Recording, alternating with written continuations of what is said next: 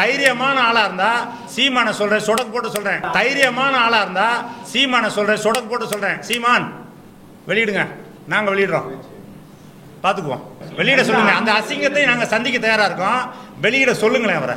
இன்றைக்கு பெரியார் எங்களுடைய சாமி, ராமசாமி என்னுடைய சாமி என்று பேசிய அண்ணன் சீமான் அவர்கள் ஒரு காலத்துக்கு பிறகு மாத்தினார், வழிகாட்டி மாத்தினார். இன்னைக்கு ஒட்டுமொத்தமா பெரியார் வந்து மண்ணு கிடையாது, பெரியாரே மண்ணுன்னு பேசுறாரு. அந்த அளவுக்கு நாங்கள் முட்டாள்தனமாக இல்லை, இது வந்து ரொம்ப தவறான அணுகுமுறை. எச் ராஜா என்ற ஒரு பிஜேபி ஒரு RSS கார ஒருத்தரை பேரறிஞர்னு சொல்ல வேண்டிய அவசியம் ஏன் வந்தது என்ற கேள்வியை உங்களுக்கு வைக்கிறேன். என்ன, அதை மட்டும் சிந்திச்சு பாருங்க. எதுக்கு அவசியம் இருக்கு? பேரறிஞர் சொல்ல வேண்டிய அவசியம் என்ன இருக்கு? இன்றைக்கு பாண்டே அவர்களை 20 மடங்கு உங்க வந்து அறிவாளி அப்படின்னு சொல்ல வேண்டிய அவசியம் உங்களுக்கு எங்கு வந்தது அப்படிங்கிற இந்த கேள்வியை மட்டும் நான் விடுறேன். நீங்க அதுல பதில நீங்க வந்து கண்டுபிடிச்சுக்க. கடந்த ஈரோடு கிழக்கு தேர்தலில் பார்த்தீங்கன்னா தேவையில்லாம அருந்ததியை பத்தி அங்க போய் பேச வேண்டிய அவசியமே இல்லை, பேசினார். அதே போல இன்றைக்கு பெரியார் எடுத்து வந்து பேசி எப்பயுமே வந்து ஒரு போய் இப்படி மேலே ஏறிட்டு இருக்கும், கீழே பிடிச்சி இழுத்து விட்டுருவாரு. அது வேற யாரும் இல்லை, அவரே தான். நிர்வாகத்திறன்கிறது அவர்கிட்ட வந்து துளி அளவும் கிடையாது. நல்ல பேச்சாளர், தமிழ் தேசிய கருத்துக்களை ஓரளவு இந்த மண்ணில் விதைத்ததில் அவருடைய பங்கு முக்கியமானது, அதெல்லாம் மாற்று கருத்து கிடையாது. ஆனால் நிர்வாகத்திறன் சுழியம்.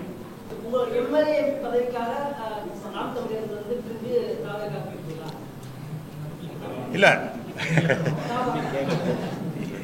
நான் எம்எல்ஏ எம்பி பதவிக்காக எதுக்குங்க தாவேக்காக நாங்கள் போகணும்? நாங்கள் திமுக அதிமுக போயிடலாமேங்க. இல்லை இல்லை, எதுக்கு அதிகாரம்ங்கிறது பொறுப்பு. அதிகாரம்ங்கிறது மக்கள் பிரதிநிதியாக சட்டமன்றத்துக்குள்ள போகிறதா, நாங்கள் பாராளுமன்றத்தில் போய் குரல் கொடுப்போம். முழுக்க நீங்கள் எல்லாருமே பார்க்குறாங்க, இது தனி ஆளா ஒத்தையாளா கத்தி 8% வாங்கிட்டாரு, அங்கீகாரம் பெற்றாரு. இது வந்து தோல்வி.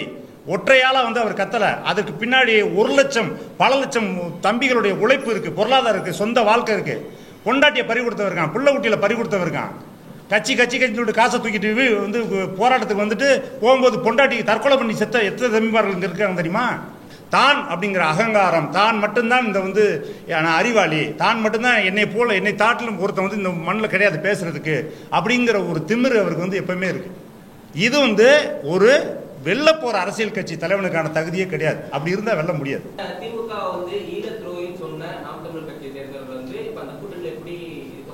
திமுக ஈழத்துரோகி தான், எந்த காலத்திலையும் மாற்றுக்கிறது இல்ல. அதுல உங்களுக்கு என்ன பிரச்சனை?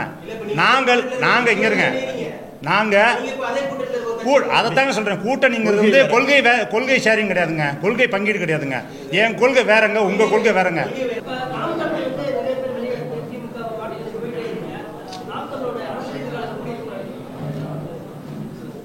2026 8% வாக்கு வாங்கி ஒரு அரசியல் அங்கீகாரத்தை பெற்றிருக்காருல, மாநில கட்சி என்ற அந்தஸ்தை, அதை வந்து இழப்பார். உங்களுக்கு அதான் சொல்றேன், 2026 மக்களை உங்களை ஏன் தேர்ந்தெடுக்க வேண்டும்? எதற்காக உங்களை தேர்ந்தெடுக்கணும்? ஒரு நீண்ட பெரிய கனவோடு கடந்த 15 ஆண்டுகளுக்கு முன்பு தமிழ் தேசிய அரசியலை மையமாக கொண்டு ஒரு அரசியல் கட்சியை நாம் தமிழர் கட்சி என்ற பெயரில் தொடங்கினோம். அதன் தலைமையாக அண்ணன் சீமான் அவர்களை நாங்கள் எல்லோரும் சேர்ந்து அமர்த்தி மிக வேகமாக அந்த அரசியல் களத்தில் களமாடி வந்தோம். எண்ணற்ற தம்பிமார்கள் தமிழ்நாடு முழுவதும் தங்கள் உழைப்பை, தங்கள் பொருளாதாரத்தை, ஒட்டுமொத்த வாழ்க்கையை அர்ப்பணித்து அந்த கட்சியை வளர்க்க பாடுபட்டோம். வளர்ந்து வந்தது. இந்நேரம் ஒரு அரசியல் அதிகாரத்தை வென்றெடுத்திருக்க வேண்டிய நாம் தமிழர் கட்சி நாங்கள் ஏற்றுக்கொண்ட, நாங்கள் அமர்த்திய தலைமையால், அந்த தலைமையினுடைய தனிப்பட்ட மோசமான நிர்வாகத்திறனால், அவருடைய தனிப்பட்ட நடவடிக்கைகளினால் ஒரு மிகப்பெரிய சரிவை நோக்கி நாம் தமிழர் கட்சி நகர்ந்தது. நாங்கள் எப்படியாவது அது சரியாகிவிடும் என்று பல கோணங்களில் அதை தடுப்பதற்கு அவருடைய செயல்பாடுகளை, அவருடைய நிர்வாக முறையை மாற்றுவதற்கு முயற்சி செய்தோம், போராடினோம். ஆனால் எஞ்சியது ஏமாற்றம் மட்டும்தான். ஆகவே நாங்கள் அதில் முரண்பட்ட நாம் தமிழர் கட்சியோடு அல்ல, நாம் தமிழர் கட்சியின் தலைமையாக இருந்த சீமான் அவர்களோடு முரண்பட்ட எல்லோரும் அதிலிருந்து வெளியானோம். அதே போல அவரால் திட்டமிட்டு கட்சியிலிருந்து வெளியேற்றப்பட்ட நாங்கள் அனைவரும் தமிழகம் முழுக்க விரக்தியில் இருந்த நாம் தமிழர் கட்சியின் தலைமை மீது விரக்தியில் இருந்த அனைவரும் ஒன்றுபட்டு தமிழர் ஒருங்கிணைப்பு இயக்கம் என்ற ஒன்றை இதே மன்றத்தில் நாங்கள் தொடங்கி அறிவித்தோம். அந்த தமிழர் ஒருங்கிணைப்பு இயக்கத்தினுடைய முயற்சியில் ஒட்டுமொத்த தமிழர்களையும் தமிழ்நாடு முழுக்க ஒரே நேர்கோட்டில் இருக்கிற ஒரே கொள்கையை கொண்ட தமிழ் தேசிய அரசியலை விரும்புகின்ற, தமிழர் உரிமையை நிலைநாட்ட நினைக்கின்ற, தமிழர் இன விடுதலையை வென்றெடுக்க நினைக்கின்ற, ஈழ தேச விடுதலை வென்றெடுக்க நினைக்கின்ற அனைவரும் ஒன்று கூடி கடந்த 2024 நவம்பர் 27ஆம் நாள் திருச்சியில் ஒரு மாவீரர் நாள் கூட்டத்தை நடத்தி எங்களுடைய போராளிகளுக்கு, மாவீரர் போராளிகளுக்கு வீர வணக்கத்தை மிக எழுச்சியோடு செய்து முடித்தோம். அந்த கூட்டத்தில் நாங்கள் அறிவித்த மாதிரி எங்களுடைய அரசியலுடைய அடுத்த கட்டத்தை நாங்கள் அனைவரும் கூடி விவாதித்து எங்களுடைய அடுத்த கட்ட அரசியல் பயணத்தை அறிவித்து நாங்கள் களமாடுவோம் என்று அந்த கூட்டத்தில் உறுதியளித்திருந்தோம். அதே போல இன்று தமிழகம் முழுக்க இருக்கிற எங்கள் உறவுகளை, ஒரே ஒத்த கருத்துடைய உறவுகளை, தமிழ் தேசிய அரசியலை செய்ய விரும்புகின்ற உறவுகளை ஒருங்கிணைத்து அவர்களெல்லாம் கலந்து ஆலோசித்து ஒரு அரசியல் தெளிவோடு ஒரு புதிய பாதையை தேர்ந்தெடுத்து இயங்க வேண்டும் என்று முடிவெடுத்து இந்த இடத்திலே அமர்ந்திருக்கிறோம். அதன்படி நாங்கள் எங்களுடைய இதுவரை ஏற்றுக்கொண்ட கொள்கை, இதுவரை நடந்து வந்த பாதை, இதுவரை எங்களுடைய செயல்பாடுகள் இவை அனைத்தும் மாற்றாமல் அதே கொள்கையோடு அதே இலக்கோடு பயணிப்பதற்கான இயக்கங்களோடு கட்சிகளோடு இணைந்து பணியாற்றலாம், இணைந்து பயணப்படலாம் என்று முடிவெடுத்தோம். அதில் நாங்கள் முடிவெடுத்து தேர்ந்தெடுத்த கட்சி அண்ணன் வேல்முருகன் அவர்கள் தலைமையிலான தமிழக வாழ்வுரிமை கட்சி. நாங்கள் எங்களுடைய தலைவர், தேசிய தலைவர் பிரபாகரன், அந்த தலைவரை தன் தலைவராக ஏற்றுக்கொண்டவர் அண்ணன் வேல்முருகன் அவர்கள். நாங்கள் ஏற்றுக்கொண்டது தமிழ் தேசிய கொள்கைகள், தமிழ்நாட்டில் வாழ்கின்ற, உலகம் முழுவதும் வாழ்கின்ற தமிழர்களுக்கான உரிமையை நிலைநாட்ட வேண்டும், தமிழர்களுக்கென்று ஒரு நாடு வேண்டும், அந்த நாடு ஈழத்தில்தான் வாய்ப்பு இருக்கிறது, அந்த ஈழ நாடு விடுதலை பெற வேண்டும் என்ற இந்த நோக்கத்தில் தான் நாங்கள் இதுவரையும் பயணித்து வந்தோம். அந்த நோக்கத்தில் சிதையாமல் பயணித்துக் கொண்டிருப்பது அண்ணன் வேல்முருகன் அவர்கள் மட்டும்தான். ஆகவே அவர்களோடு கரம் கோர்த்து அவர்கள் கரத்தை வலுப்படுத்துவது ஒன்றே தீர்வு என்று முடிவெடுத்து நாங்கள் இந்த முடிவை எடுத்து அறிவிக்கின்றோம். இன்று முதல் தமிழர் ஒருங்கிணைப்பு இயக்கம் தமிழக வாழ்வுரிமை கட்சியோடு இணைந்து செயல்படுகிறது என்பதை இந்த பத்திரிகையாளர் சந்திப்பின் ஊடாக தெரிவித்துக் கொள்வதில் மகிழ்ச்சி அடைகின்றோம்.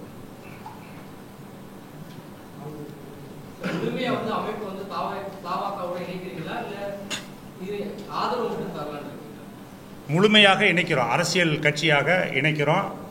இனிவரும் காலங்களில் ஒரே கட்சியாக இணைந்து, ஏனென்றால் நாங்கள் தமிழர் ஒருங்கிணைப்பு இயக்கமே அரசியல் கட்சியாக மாறினால் என்ன என்ற கேள்விலாம் இதுவரைக்கும் எழுந்துச்சு. நாங்கள் விவாதித்தோம். எத்தனையோ கட்சிகள் இந்த இடத்துல தமிழ் தேசியம் பேசிகிட்டு இருக்கிற கட்சிகள் இருக்குது, இயக்கங்கள் இருக்குது. அதோடு ஒரு கட்சியாக நாங்கள் இணைந்து எங்களுடைய உழைப்பையும் எங்களுடைய கால நேரத்தையும் விரயம் செய்ய விரும்பலை. எங்களுக்கு அதிகாரம் ஒன்றே வலிமையானது, அதை அடைத்து விட்டால் அனைத்தும் எளிமையானது என்று அம்பேத்கர் அவர்கள் சொல்வது போல நாங்கள் அதிகாரத்தை நோக்கிய பயணத்தில் நாங்கள் தெளிவாக இருக்கோம். அதிகாரம் மட்டுமே நம்ம தமிழர் இன விடுதலைக்கான முதல் கட்டமான தீர்வு. ஆகவே அதிகாரத்தை பெற வேண்டும் என்பதுதான். நாங்கள் இதற்கு முன்னாடி நாங்கள் இருந்த கட்சி நாம் தமிழர் கட்சி, அதுவும் அதே போல தான் அதிகாரத்தை வெல்ல வேண்டும் என்ற நோக்கத்தில் தான் செயல்படுகிறது. ஆனால் அந்த அதிகாரத்தை வெல்ல முடியுமா அதனால் அப்படிங்கிறது அங்கே கேள்வி ஆயிடுச்சு. அங்கே அதிகாரத்தை வெல்லவே முடியாது, அதன் தலைமை அதை நோக்கி பயணிக்கலை, அதுக்கு வேறொரு மறைமுகமான திட்டம் இருக்குது, அந்த திட்டத்தை நோக்கி பயணிக்குது. ஆகவே இது வாய்ப்பே கிடையாது.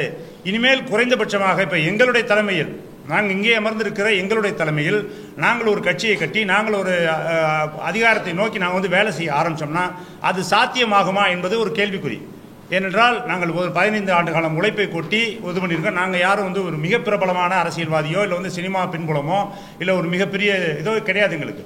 ஆனால் நாங்கள் எங்களுடைய உழைப்பும் எங்களுடைய கால நேரமும் எங்களுடைய பொருளாதாரம் விரயமாகக்கூடாது, அது உண்மையாக தமிழர் உரிமைக்காக இருக்க வேண்டும் என்ற நோக்கத்தோட நாங்கள் இன்னொரு கட்சியோட இணையன் முடிவு பண்ணிட்டோம். நிச்சயமாக அதிகாரத்தை நோக்கிய பயணம் தான்.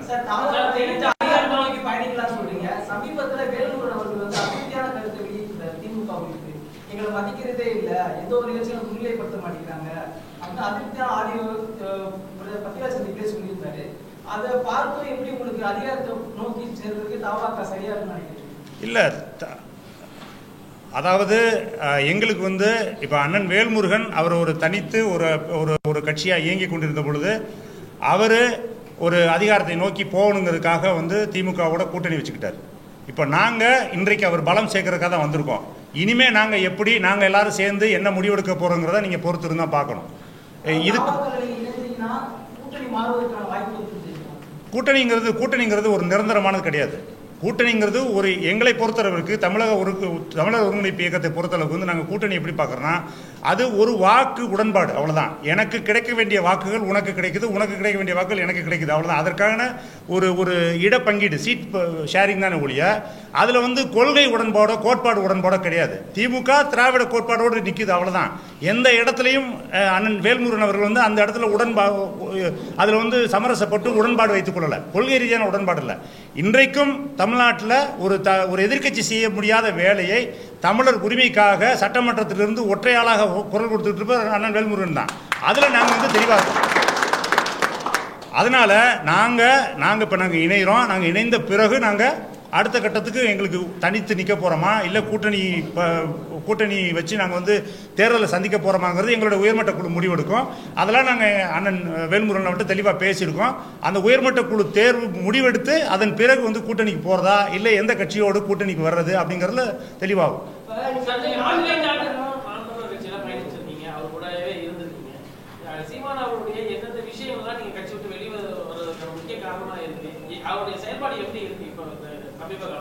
நிர்வாகத்திறன் சுத்தமாக இல்லைங்க. ஒரு ஒரு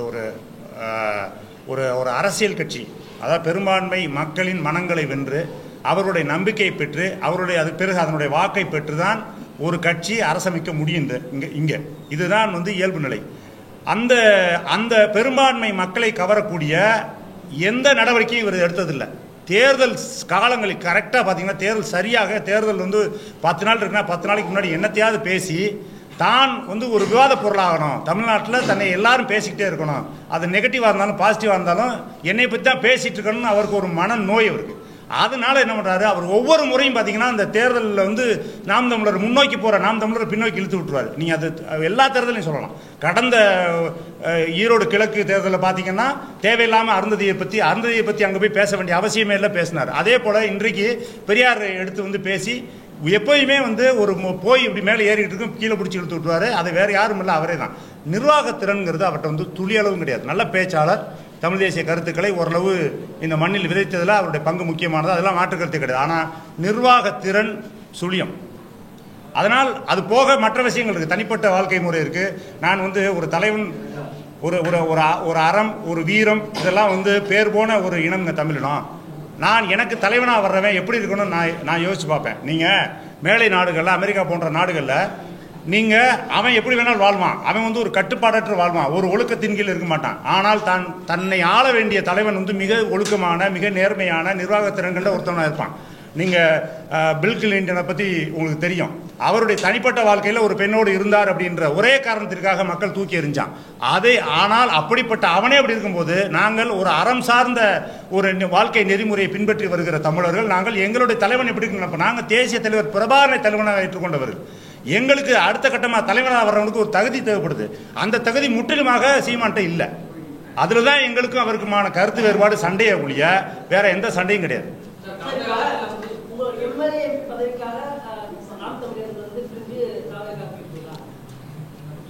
இல்லை, நான் எம்எல்ஏ எம்பி பதவிக்காக எதுக்குங்க தாவேக்காக நாங்கள் போகணும்? நாங்கள் திமுக அதிமுக போயிடலாமேங்க.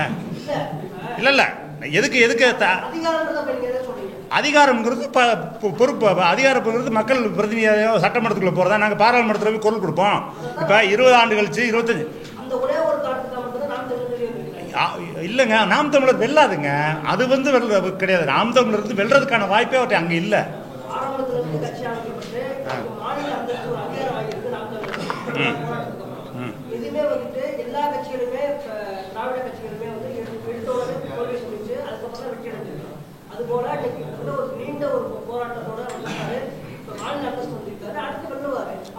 நீங்க தூரத்திலிருந்து பேசுறத பாக்குறதுனால நீங்க அப்படி சொல்றீங்க.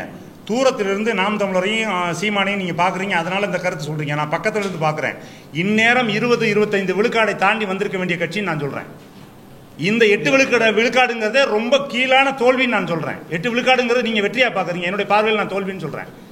அப்படி வளர்ந்திருக்க வேண்டிய கட்சி இன்றைக்கு நாம் தமிழர் கட்சியில் இருக்கிற நிர்வாகிகள் இருக்கிற உறவுகளில் வந்து 3 மடங்கு 4 மடங்கு வெளியில் போயிட்டாங்க. அதற்கு யார் பொறுப்பு? யாராவது வந்து கூப்பிட்டு வச்சு நீங்கள் பேச இது வரைக்கும் நீங்கள் எவ்வளோ பேர் நீங்கள் பத்திரிகை ஊடகங்களை சந்திச்சிருக்காங்க, நீங்கள் பார்த்தீங்கன்னா தெரியும். முழுக்க நீங்கள் எல்லாருமே பார்க்குறாங்க, இது தனி ஆளாக ஒத்தையாளாக கத்தி 8% வாங்கிட்டாரு, அங்கீகாரம் பெற்றாரு. இது வந்து தோல்வி. ஒற்றையாளாக வந்து அவர் கத்தலை. அதுக்கு பின்னாடி 1 லட்சம் பல லட்சம் தம்பிகளுடைய உழைப்பு இருக்குது, பொருளாதாரம் இருக்குது, சொந்த வாழ்க்கை இருக்குது. பொண்டாட்டியை பறி கொடுத்தவர் இருக்கான், புள்ள குட்டியில் பறி கொடுத்தவர் இருக்கான். கட்சின்னு சொல்லிட்டு காசை தூக்கிட்டு வந்து போராட்டத்துக்கு வந்துட்டு போகும்போது பொண்டாட்டி தற்கொலை பண்ணி செத்த எத்தனை தம்பிமார்கள் இங்கே இருக்காங்க தெரியுமா? ஒற்றையாள கிடையாது. இத்தனை லட்சம் பேர் வந்து உழைப்பில் உருவான அந்த கட்சி. ஆனால் அந்த உழைப்பை, அந்த பொருளாதாரத்தை, உங்களை செலவழிச்ச பொருளாதாரத்தை உருப்படி ஆக்கி நேரம் அவர் அதிகாரத்தை நோக்கி அவர் வந்திருந்தாருன்னா நாங்கள் காலடியில் கடந்திருப்போம் அவர்கிட்ட. ஆனால் அவருடைய தன்னுடைய சொந்த வாழ்க்கையை, தன்னுடைய பொருளாதாரத்தை, அதன் மூலமாக வரக்கூடிய பொருளாதாரத்தை தன்னுடைய சொந்த வாழ்க்கைக்கு பயன்படுத்திக்கிட்டாரு ஒழிய, இன்னைக்கும் கூட தேர்தல் காலகட்டத்தில் அவர் வாங்குற பணங்களை வந்து அந்த சம்பந்தப்பட்ட வேட்பாளர்களுக்கு கொடுத்து அவர் ஊக்குவிச்சிருந்தாருன்னா கூட நாங்கள் அமைதியாக இருப்போம். ஆனால் தனிப்பட்ட முறையில் அவருடைய சொந்த வாழ்க்கையை வந்து மேம்படுத்திக் கொள்வதற்கு மட்டுமே இந்த கட்சியை பயன்படுத்துகிறாரு. தான் அப்படிங்கிற அகங்காரம், தான் மட்டும்தான் இந்த வந்து அறிவாளி, தான் மட்டும்தான் என்னை தாட்டிலும் ஒருத்தன் வந்து இந்த மண்ணில் கிடையாது பேசுறதுக்கு அப்படிங்கிற ஒரு திமிரு அவருக்கு வந்து எப்பவுமே இருக்கு. இது வந்து ஒரு வெல்ல போற அரசியல் கட்சி தலைவனுக்கான தகுதியே கிடையாது. அப்படி இருந்தா வெல்ல முடியாது.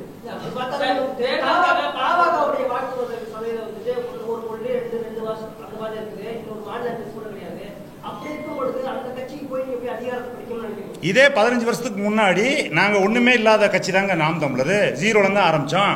அதுக்கு யாரு? நாங்க இங்க இருக்கிற எல்லாரும் தானே உழைச்சோம். ஏன் அப்படி நாங்க உழைச்சு வர முடியாது? இருந்துட்டு போகுது. நாங்க உழைக்கிறோம். இல்ல நாங்க அதுக்கு நான் வந்து கூட்டணி வச்சுக்கிறோம். எங்களுக்கு குறை எங்க 25 வருஷம் 30 வருஷம் கழிச்சு தான் அதிகாரத்தை பெற்று தான் நாங்கள் வந்து இந்த மண்ணில் எல்லாத்தையும் சரி செய்யணும்னா அது வரைக்கும் பறி போயிட்டு இருக்கிறது எப்படிங்க நிப்பாட்டுறது? இப்பயும் விமர்சனம் பண்றோம்.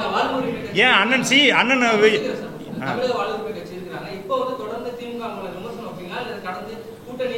திமுக மட்டுமில்ல, எந்த கட்சினாலும் சரின்னா சரிங்க, தவறுனாலும் தவறுங்க. அது ஏன் அது எந்த இடத்துல தவறு செய்தால் அந்த இடத்துல விமர்சனம் பண்ணிட்டு தான் இருக்கோம். இது வரைக்கும் மட்டும் இருக்கோம். நான் வாழ்வுரிமை கட்சியில் சேர்ந்த பிறகு மனத்தை செய்வான். ஏன் அண்ணன் வேலுமுருகனே விமர்சனம் பண்றாரு? அவரே பண்றாரு. அவரே வந்து கூட்டணியில் இருக்கிற அவரே சட்டமன்றத்தில் எதிர்த்து பேசுறாரு. இன்றைக்கு அவங்களுக்கான வந்து பாத்தீங்கன்னா அண்ணன் வேலுமுருகனுக்கும் திராவிட முன்னேற்ற கழகத்துக்காரர்களுக்கு வந்து கடுமையான சண்டை உள்ளே நடந்துகிட்டு இருக்கு. கூட்டணியில் இருக்கும் போதே செய்யறாரு. தேர்தலில் அவருடைய அவங்களுடைய இதுலேயே வாக்கு அவங்களுடைய சின்னத்திலே நின்று ஜெயிச்சு அதிலே போய் போராடி உள்ள போய் போராடி இருக்க பொழுது நாங்க எதுக்கு பண்ணக்கூடாது? திமுக இருக்கட்டும், அதிமுக இருக்கட்டும்.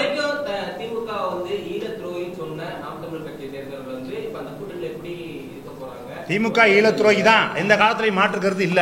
அதுல உங்களுக்கு என்ன பிரச்சனை? நாங்க இங்க இருங்க, நாங்க அதைத்தாங்க சொல்றேன். கூட்டணிங்கிறது வந்து கொள்கை ஷேரிங் கிடையாதுங்க, கொள்கை பங்கீடு கிடையாதுங்க. என் கொள்கை வேறங்க, உங்க கொள்கை வேறங்க.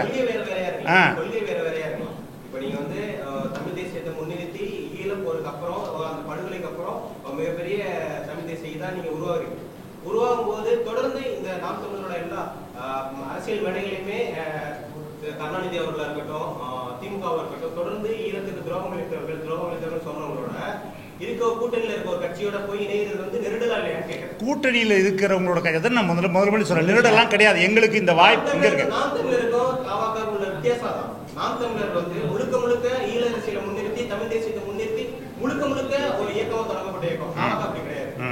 நீங்க அவரோட பின்புலத்தை பார்த்தாலும் நீங்க அவர் இதுக்கு முன்னாடி எந்த கட்சியில இருந்தாரு, தொடர்ந்து எந்த அரசியல் இயக்கத்துல பயணிச்சுட்டு இருக்காரு, அவரோட கூறா வேணா தமிழ் தேசியம் இருக்கலாம். ஆனா முழுக்க தமிழ் தேசியத்தை முன்னிறுத்தி தொடங்கப்பட்ட ஒரு இயக்கத்துல இருந்தவங்க இது வரைக்கும் திமுகவையோ கலைஞர் கருணாநிதியையோ ஈழ துரோகி என்று விழித்தவர்கள் வந்து தற்போது அந்த கூட்டணியில் இருக்க ஒரு கட்சியோட இப்படி இணைகிறாங்க. நெருடலா இல்லையா? இல்ல, அதைத்தான் நீங்க கேள்வியே பெரிய பதிலா சொல்லிட்டீங்க. இப்ப அதாவது அவர் அண்ணன் வேல்முருகன் வந்து அவர்களோட இணைந்து கூட்டணியில் வென்று இது பண்ணாரு. அந்த கட்சியில் போய் நீங்கள் போய் எப்படி இணையலாம், அது வந்து கூட்டணி அதெல்லாம் ஏற்றுக்கொண்டது மாதிரி தான் ஆயிருன்னு சொல்கிறீங்க. நான் தெளிவாக சொல்லிட்டேன். எங்களை பொறுத்தளவுக்கு வந்து நாங்கள் கட்சியில் இருக்கும்போதே வந்து நாம் தமிழரில் இருக்கும்போதே வந்து சீமானவர்களோட கருத்து சண்டைகள் போட்டிருக்கோம். என்னன்னா வந்து இப்படியே போய்கிட்டு இருந்தோம்னா நம்ம வந்து இறுதியில் வெல்ல முடியுமா அப்படிங்கிறது நமக்கு சந்தேகம். ஆனால் அது வரைக்கும் நம்மளோட உரிமைகள், நம்மளுடைய எல்லாமே உடைமைகள் எல்லாமே பறி போயிட்டு இருக்கு. குறைந்தபட்ச நம்ம வந்து ஒரு அஜெண்டா மாதிரி வச்சு நம்ம ஒரு சட்டமன்றத்துக்குள்ளே போகிறதுக்கான திட்டங்களை தீட்டணும் அப்படிங்கிறப்ப அவர் செவி சாய்க்கலை. நாங்கள் இப்பயும் அதான் சொல்கிறேன், ஒரு கூட்டணி என்பது ஒரு ஷீட் ஷேரிங் தான், கொள்கை உடன்பாடே கிடையாது. என்னையை பொறுத்தளவுக்கு வந்து நீங்கள் இது தவறுன்னு சொன்னீங்கன்னா நேரடியாக கூட்டணி வைக்கிறத காட்டிலும் மறைமுகமாக கூட்டணி வச்சுட்டு காசு வாங்கிக்கிட்டு கேவலமாக ஒரு வாழ்க்கையை வாழ்றதை காட்டிலும் இந்த மாதிரி வெளிப்படையாக ஒரு கூட்டணி வச்சுட்டு வாழ்றது சிறப்புன்னு நான் நினைக்கிறேன்.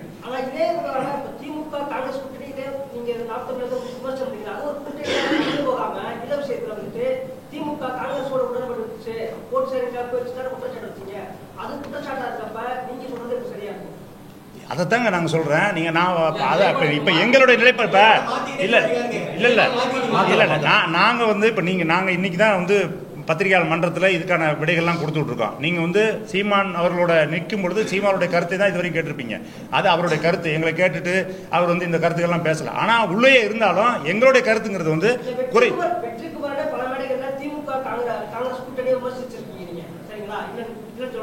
இல்லை நான் கூட்டணி விமர்சித்து நான் வந்து வெளிப்படையான ஸ்போக்ஸ் பர்சன் கிடையாது, மேடை பேச்சாளர் கிடையாது, நான் பேசினது கிடையாது.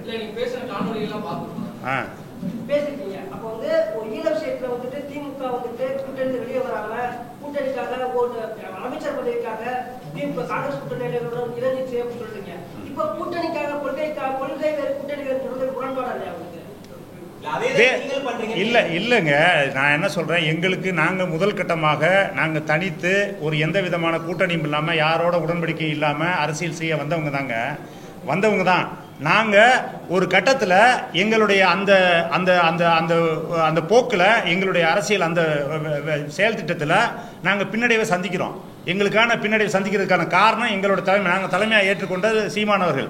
அவருடைய நடவடிக்கைகள், அவருடைய தனிப்பட்ட செயல்பாடுகள், அவர் ஒரு தனிப்பட்ட முறையில் ஒவ்வொருத்தரோடையும் வச்சிருக்கிற அண்டர் கிரவுண்டு உறவுகள், இதெல்லாம் வந்து ஒரு வெற்றிக்கான ஒரு பாதைக்கு எடுத்து செல்லாதுன்னு தீர்மானிச்சுட்டு அதுக்கு அடுத்த கட்டமாக எங்களோட நிலைப்பாடை மாற்றிக்கிட்டு தான் இந்த இடத்துக்கு வர்றோம். கூட்டணிங்கிறது வந்து இப்போ நாங்கள் வந்து உறுதியாக இருக்கோம். எந்த இடத்துக்கு போனாலும் தமிழ் தேசியவாதிகளாக இருப்போம். இந்த தமிழ் தேசிய இந்த அரசியலுக்கு உண்மையாக இருப்போம். நாங்கள் போய் வேற ஒரு கொள்கையின்பால் ஈடுபட்டு அப்படி பார்த்தா தான் எங்களுக்கு கண்ணு முன்னாடி இருக்கு. எங்களுக்கு இல்லாத வாய்ப்புகளா?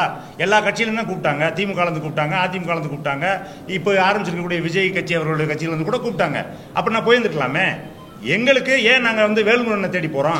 வேல்முருகனை வந்து நீங்கள் சொல்கிற மாதிரி வாக்கு வங்கி இன்னைக்கு நிரூபிக்கப்படலை. ஒரு தனிப்பட்ட ஒரே ஒரு எம்எல்ஏவாக தான் தேர்ந்தெடுக்கப்பட்டிருக்காரு. நாங்கள் போய் அவர்கிட்ட சேர வேண்டிய அவசியம் இருக்குது. நாங்கள் ஒரு கொள்கை நிலைப்பாட்டில் இருக்கோம். அந்த கொள்கை நிலைப்பாட்டிலிருந்து விலகி பயணிக்க கூடாதுன்னு நினைக்கிறோம்.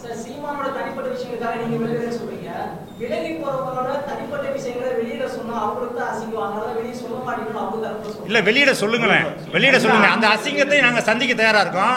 வெளியிட சொல்லுங்களேன். அவரை தைரியமான ஆளா இருந்தா சீமான சொல்றேன், சொடக்கு போட்டு சொல்றேன், சீமான் வெளியிடுங்க, நாங்க வெளியிடுறோம், பாத்துக்குவோம்.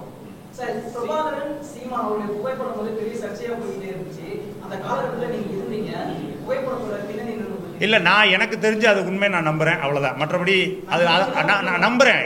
அது தெரியாதுல்லங்க, அவர் எடுத்தாரா, அது டிசைன் பண்ணி வச்சா எங்களுக்கு காட்டினப்ப அது வந்து நான் அந்த இப்போ சொல்கிறாங்க இல்லையா கதைகள், அந்த கதைகள் வந்து எங்களுக்கு தெரியாது. நாங்கள் அப்போ உண்மைன்னு நம்பினோம். இப்பயும் நான் நம்புகிறேன். ஏன்னா அவர் சந்தித்ததெல்லாம் பிரச்சனை இல்லைங்க, சந்திச்சிருக்காரு, பேசியிருக்காரு. எப்பயுமே அண்ணன் சீமான் வந்து ஒரு கருத்தை வந்து ஒரு விஷயத்தை வந்து சுவைபட பேசுவார். ஒன்றுனா 10 சொல்லுவார். ஒரு சினிமாவுக்கு கதை சொல்லி அவர் பழக்கப்பட்டவர். பிற இயக்குநர்கள், சாதாரண இயக்குநர்கள் நல்ல கதை வச்சுருப்பாங்க. அந்த கதைகளை போய் வந்து தயாரிப்பாளர்கிட்ட சொல்லி, நடிகர்கிட்ட சொல்லி வாய்ப்பு வாங்குறதுக்கு சீமானை தான் கூட்டு போய் என் கதையை நீ சொல்லுன்னு சொல்லுவாங்களாம்.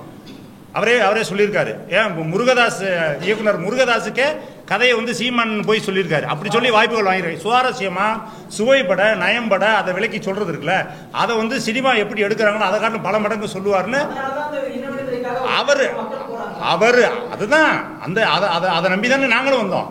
அதை போல தான் பல லட்சக்கான இளைஞர்கள் வந்து இன்னைக்கு பின்னாடி நிற்கிறாங்க.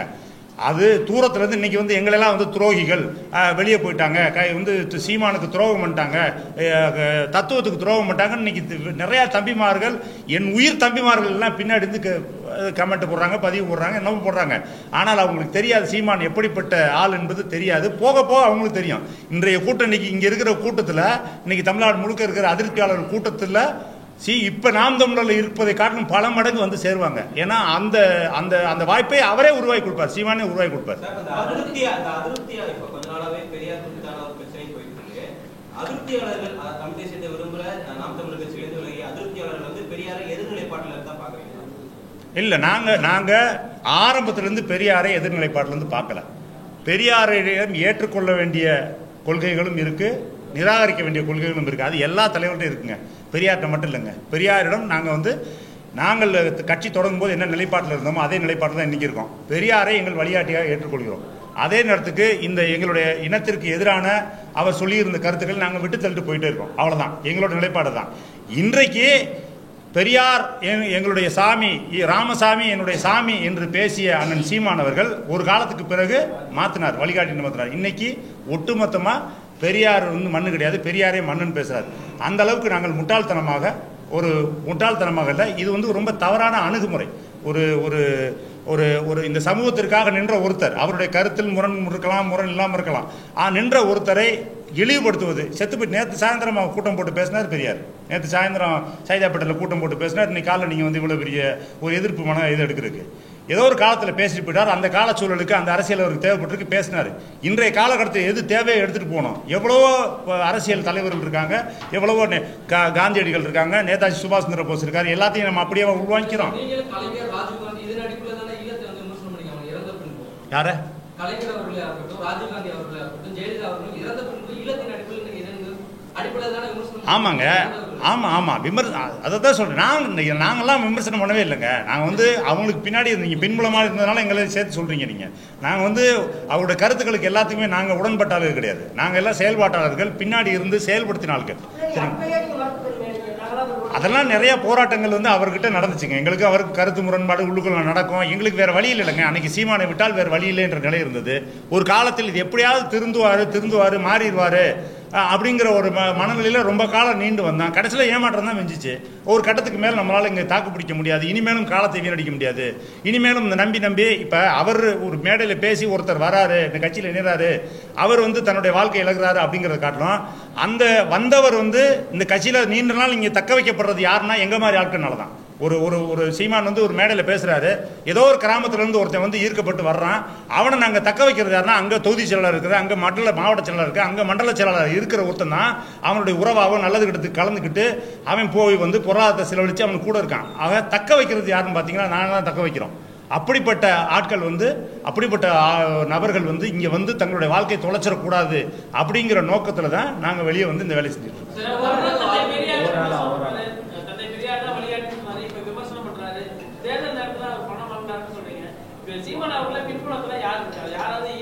நீங்க தான் பாக்குறீங்களே, சமீபத்தில் பாக்குறீங்களே, நீங்க வந்து அவருடைய இப்போ சமீபத்தில் பாக்குறீங்க. ஐயா ரஜினிகாந்த் அவர்களை சந்தித்து வந்த பிறகு அவருடைய போக்கு எப்படி இருக்கு அப்படிங்கிறத பாக்குறீங்களா? நீங்க புரிஞ்சுக்குவீங்க. வெளிப்படையாக கொஞ்ச நாள்ல வரும். நம்ம யூகங்களா நம்ம எதுவும் பேச முடியாது, ஆதாரபூர்வமாக பேசணும் எதா இருந்தாலும்.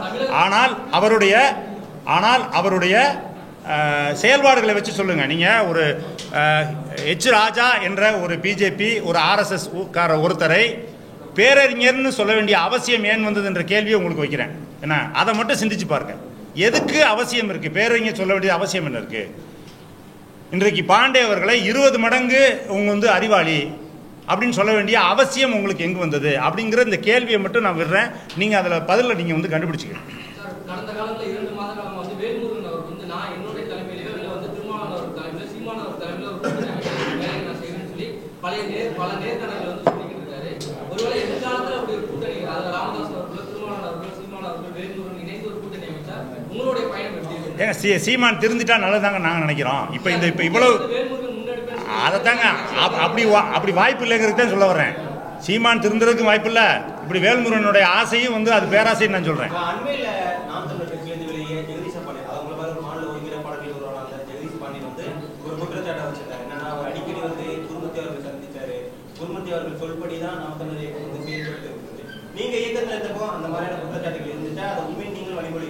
நான் அவருடைய கூற்றை வழிமுறையிடுறேன். நானும் வந்து மதுரையில் இருக்கிறேன்.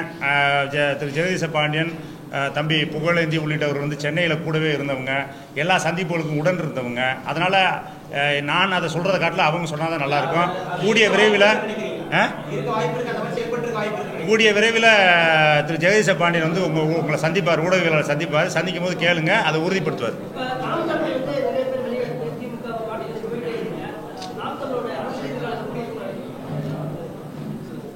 2026 8% வாக்கு வாங்கி ஒரு அரசியல் அங்கீகாரத்தை பெற்றிருக்காருல, மாநில கட்சி என்ற அந்தஸ்தை, அதை வந்து இழப்பார். இதே மாதிரி பயணத்தை இழப்பு நினைக்கிறீங்களா? அதான் இந்த மாதிரி இதே பயணத்தை சீமான் தொடர்ந்தார் என்றால் அந்த அந்தஸ்தை வந்து இழப்பார். பெரும்பான்மை மக்களை கவர்றதுக்கான எந்த அரசியல் திட்டங்களும் அவர்கிட்ட இல்லைங்க. இன்றைக்கு நீங்கள் போய் ஈரோடு கிழக்கில் ஒரு தேர்தலை சந்திச்சுட்டு வந்துறீங்க. ஈரோடு கிழக்கு மக்கள் படும்பாடு ஒரு தொகுதிக்கான தேர்தல். ஈரோடு கிழக்கு மக்கள் படும்பாடு அந்த மக்களுடைய அடிப்படை உரிமைகள், அடிப்படை வசதிகளை பெற்றுத்தரக்கூடிய எந்த திட்டங்களையும் இவர் பேசலை, அதை நோக்கிய கேள்விகளை வைக்கல. மாறாக பெரியாரை திட்டுவதற்காக மட்டுமே ஈரோடுக்கு போயிருக்காரு. என்ன நான் என்ன சொல்கிறேன், நீங்கள் பெரியாரை திட்டுங்க, அது எங்கேயாவது போய் திட்டுங்க. தேர்தல் காலகட்டத்தில் அதுவும் அந்த களத்தில் போய் திட்ட வேண்டிய அவசியம் என்ன இருக்குது? அப்போ நீங்கள் வந்து உங்களுக்கு அதான் சொல்கிறேன், 2026 மக்களை உங்களை ஏன் தேர்ந்தெடுக்க வேண்டும், எதற்காக உங்களை தேர்ந்தெடுக்கணும், அதை முதல்ல நீங்கள் பேசணும்ல. அந்த திட்டங்கள் எதுவுமே அவர்கிட்ட இல்லை. அவர் என்ன நினைக்கிறாருன்னா, நம்மளை பற்றி பேசிக்கிட்டே இருந்தால், நெகட்டிவோ பாசிட்டிவோ நம்மளை பற்றி பேசிட்டே இருந்தால், மக்கள் மனசில் நம்ம நின்றுக்கிட்டே இருந்தால் போதும், மக்கள் வாக்கு செலுத்திடுவாங்க அப்படின்னு நினைக்கிறார். ரெண்டாவது வந்து அவருக்கு வந்து இதை காட்டிலும் வேற ஒரு பெனிஃபிட் அவருக்கு வந்துக்கிட்டே இருக்கு. ஒரு பெனிஃபிட் அடைகிறாரு. அதனால வந்து தேர்தல் வெற்றிங்கிறதுலாம் அவருக்கு ஒரு பெரிய இலக்கு கிடையாது. அதுதான் நான் சொன்னேனே, அதுதான் நான் இப்போ முன்னாடி சொல்லும்போது சொன்னேன். வெளிப்படையாக கூட்டணி வைத்து ஒரு சீட்டு 2 சீட்டு வாங்குறத காட்டிலும், மறைமுகமாக கூட்டணி வைத்து வேற பெனிஃபிட் அடைகிறத காட்டிலும், வெளிப்படையாக கூட்டணி ஒரு சீட்டு 2 சீட்டு வாங்குறது பரவாயில்ல நினைக்கிறேன். மானிட்டர் எல்லா வகையிலும் பெனிஃபிட், எல்லா வகையிலும் பணமும் உள்ளடக்கம். அதில்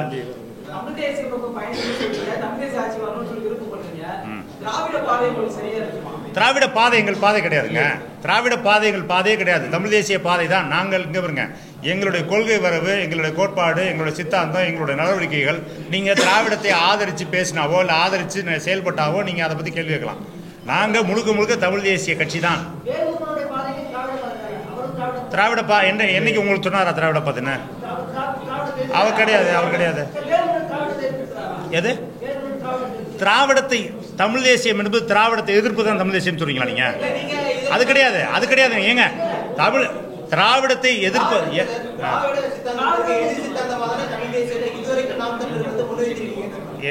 நீங்க நாம் தமிழர் முன் வச்ச திராவிடத்தை மட்டும், தமிழ் தேசியத்தை மட்டும் பாக்குறீங்க. ஏங்க தமிழ் தேசியம்ங்கிறது நாம் தமிழர் வந்து பின்னாடி வந்துச்சா? தமிழ் தேசியம்ங்கிறது காலங்காலமாக தொட்டு பல அறிஞர் பெருமக்கள் வந்து கொண்டு வந்ததுங்க. அது சீமானுடைய காலத்தில் வந்து அடுத்த கட்டத்துக்கு போச்சு. அதனால தமிழ் தேசியம் என்பது திராவிட எதிர்ப்பு அப்படிங்கிறதே வந்து அது நாங்கள் மறுக்கிறோம்.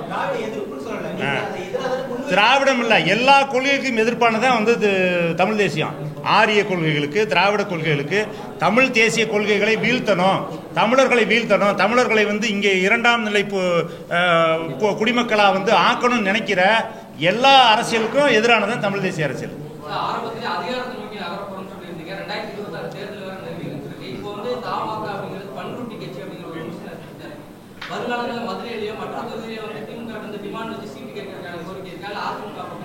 பன்ருட்டி கட்சியை தமிழ்நாட்டு கட்சி ஆக்கிறதுக்காக தான் வந்திருக்கோம்.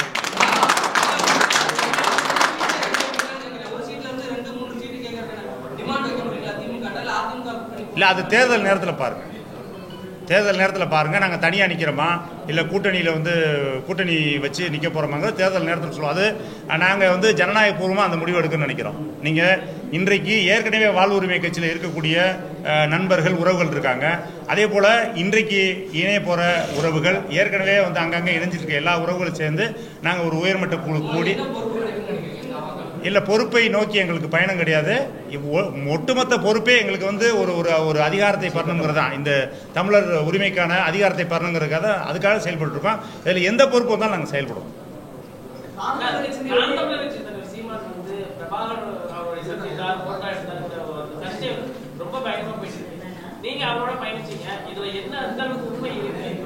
அதான் நான் இடையில பேச வந்து நீங்கள் மாறி போயிடுச்சு.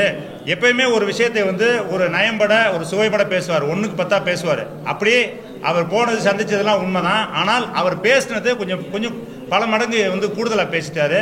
அதுதான் இது. மற்றபடி அங்கே அவர் சொன்ன கதைகள் சிலவற்றை வந்து நாங்களும் சுவாரஸ்யமாக இருக்குங்கிறதால நம்பியிருக்கோம். பழைய இது அதை வந்து முழுமையாக நம்பியிருக்கோம். ஆனால் இன்றைக்கு சில விஷயங்கள் வந்து போராளிகள் அங்கே களத்தில் என்னவெல்லாம் வந்து சொல்லும் போது தான் தெரியுது அவர் கொஞ்சம் கூட சொல்லிட்டாரு அப்படின்னு தெரியுது.